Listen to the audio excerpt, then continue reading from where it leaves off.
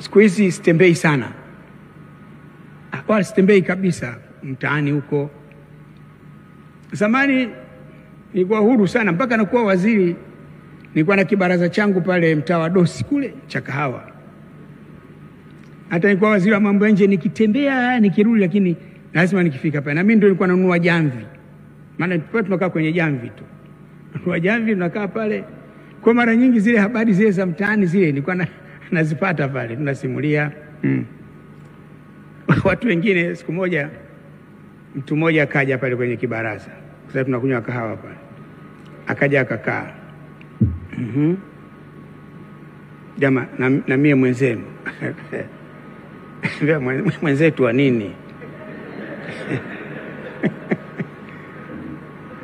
Kwa hicho mnachokunywa.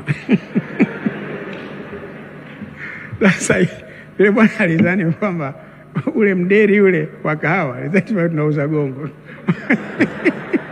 Tunakunywa gongo. Kwa mwenzetu mmoja anaitwa Mataka, Mungu amrehemu, akakasirika, sasa wewe toka sasa hivi ninakufumua hapo. Anasema basi bwana mimi nakwenda, lakini mwenzenu mie. Na pale kwa mchanganyiko wa timu zote wako tunacheza na hatuchezi, wapo mmo ndani.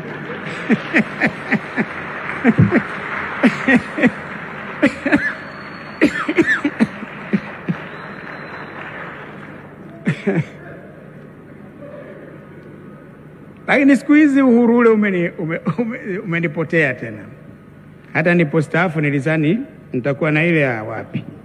Hao jamaa wameniambia, bwana wewe mteja wetu, sasa utakapostaafu na utakapofariki na mpaka kaburi lako tutakuwa tunalinda sisi, bado unaendelea kuwa mteja wetu. Nikamwambia Rabi,